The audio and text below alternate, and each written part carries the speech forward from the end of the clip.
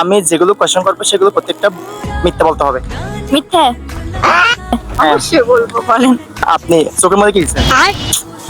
চোখের মধ্যে ডিম দিছি, কিচ্ছু দিই নাই।